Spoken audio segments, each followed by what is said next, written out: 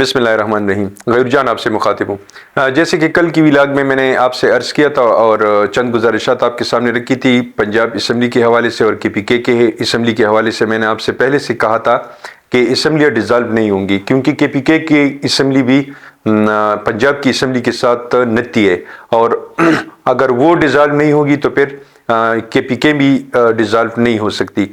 और मामला लग रहा है कि जो अदालत में अभी तक चल रहा है, और जो डी नोटिफाई किया था परवेज़ इलाही को गवर्नर ने, तो वो मामला अब अदालत में है। अदालत का मामला चल रहा है। लग ऐसे रहा है कि यहाँ से PTI को कुछ न कुछ रिलीफ मिल जाएगा गवर्नर के खिलाफ। गवर्नर के खिलाफ भी स्पीकर ने सदर को अब अपना मरासला लिख दिया है, और उसको अब डी नोटिफाई करने की बात हो रही है। शायद ना हो, लेकिन हो भी सकता है। ये चंद बातें इस पंजाब की असम्बली के हवाले से आपके सामने गुजारिश करनी थी। ये तो जैसे जैसे वक्त गुजरता है, लम्हा बलम्हा हालात बदलते जा रहे हैं, और हमें एक नई सूरत हाल का सामना होता है। रात को जो हमने बात की थी तकरीबन 12 बजे के बाद, उसमें फिर ये तब्दीली आई हुई है। तो ये तब्दीली यहाँ लम्हा बलम्हा आ सकती है और आएगी भी।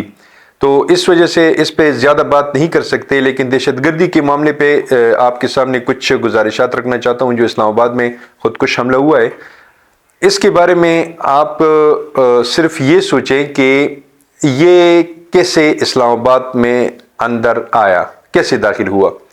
जैसे कि हमारी गाड़ियां हैं, हमारे आम आवाम की ट्रांसपोर्ट है, उसकी चेकिंग होती है।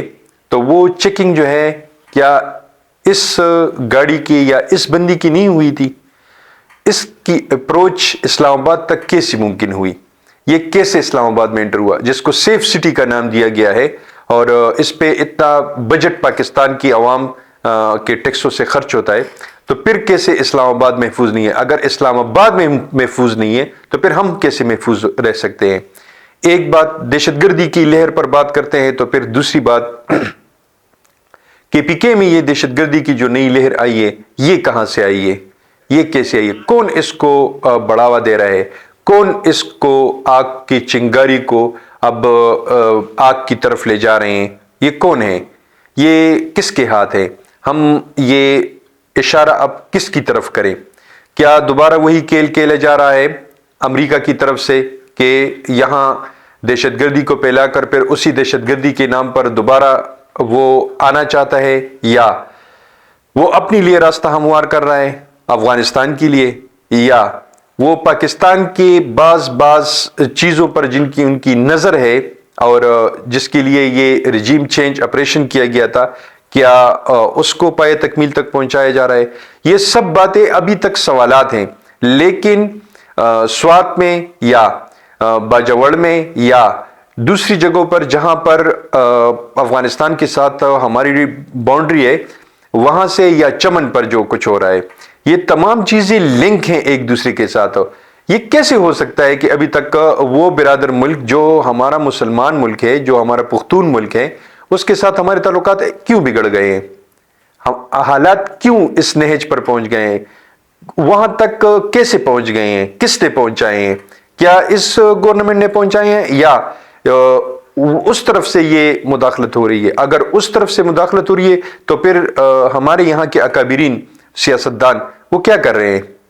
वो जक मार रहे हैं। वो यहां से कोई भी निगोशिएशन नहीं कर सकते? क्या सफारती रास्ते खत्म हो गए हमारे? तो ये बातें आपके सामने सिर्फ रखनी थी, और ये गुजारिशात आपके सामने रखनी थी कि KPK को फिर लहूलुहान किया जा रहा है। KPK को फिर दहशतगर्दी के उस नासूर में दोबारा धकेला जा रहा है। क्या फिर वही हालात होंगे जो पहले से हम पे मुसल्लत किए जा चुके हैं? क्या अब भी उसी तरह 80,000 का कुर्बानी जो है वो हम दोबारा देने के लिए खुद को तैयार करें? तो क्या अब 80,000 की वो टारगेट है? तो ये सब सवालात अब जन्म ले रहे हैं। आने वाली व्लॉग्स में भी फिर इंशाल्लाह इस पर बात करेंगे। आप सबका बहुत शुक्रिया। पाकिस्तान जिंदाबाद।